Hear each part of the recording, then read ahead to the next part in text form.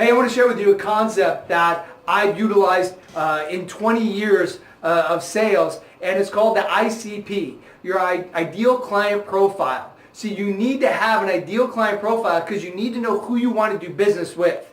And over the years, I've had this built in, and it's built into my reticulation activation system, and I'll explain that. But you need quantitative and qualitative metrics of what you want in your client, because your mind will start seeing it everywhere. And so, one of the stories I always use is, have you ever bought a car? And when you buy that car, you were gung-ho to get the car, you pull it off the lot, and then you realize, holy cow, there's a lot of these cars on the road. Have you ever had that happen before? So you wanted a car, you got the car, you pull it off the lot and realize there's a lot more on the road than you ever realized. It's because now that car is in your field of vision. It's in your focus. It's in your reticulation activation system.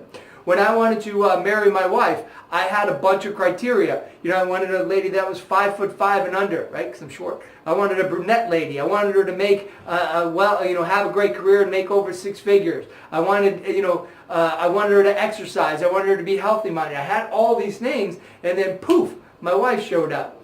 And it's the same thing in your business. And it's all about setting your reticulation activation system. I play a game in our trainings to really identify this, but it's really your reticulation activation system tells you to stay awake and what to pay attention to. And so when you feed it, you start paying attention to success. You start seeing opportunities. See, opportunities are plentiful. You just didn't prepare your mind to see the opportunity. And so your opportunity has to be set positively. It has to be quantitative. It has to be qualitative. And so you have to set these qualities up. And so we take through a process of identifying what are all the metrics that you want to see. So listen, just list, what is your ideal client? Monetary-wise, numbers-wise, quantities, what do they buy, how do they buy? So you start listing all these different ideas.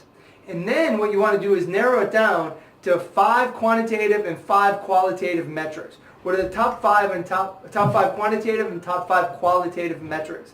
And then what that is going to be is your ideal client profile, your ICP. You take that, you measure that against your current top 20% of your clients, your top 4% of clients, and say, quantitatively and qualitatively, do my top 4% match this? How do I replicate those people? And so now you go to your top 100 list, you go to your prospect list, and you say, who is my ideal client profile? And so you go to your top 100 and say, who on here matches my ICP? You go to your current client list and say, do they match my ICP? And then when you build out a prospect list, so you have to always have, remember that cold prospect list I talked, different videos ago, if you will? You have to have a cold prospect list. But who do you want on that cold prospect list? Only people that reach and meet your ICP. And so let's talk about your cold prospect list. Now your cold prospect list needs to be complement your current either top 100 list that you're actively working, or it needs to complement your 80-20 list, if you will. And so on a cold prospect list, you want a measurable set of people that you're cold prospecting. And so you have to identify how many people that you could actually market to effectively. And so, sometimes I use a number of 130 or 150 people that you can effectively market to. So if you have your top 100 list, how do you do a cold prospect list then of 30 to 50 to get you to that 130 or 150 people? It really depends on your systems and processes of how many people you can handle. So who do you put on that cold prospect list? Well, you have to identify 30 to 50 people that meet your ICP. A lot of people go out there and go to networking events and things like that. It's never been my flavor. There's nothing wrong with it. But when you go to these networking events, you're building your list. But who do you follow up with? How do you follow up with them? And in which ways is you take a look at that list and say, do they meet my ICP? And so really you have to identify your target market through your top 100, through Vilfredo Pareto, and then your cold prospecting list, but you got to make sure who matches your ICP.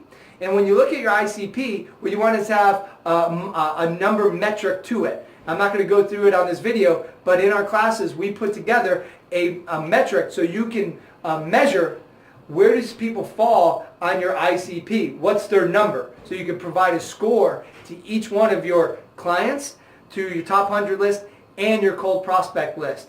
So the ICP is identifying your ideal client profile, quantitatively and qualitatively.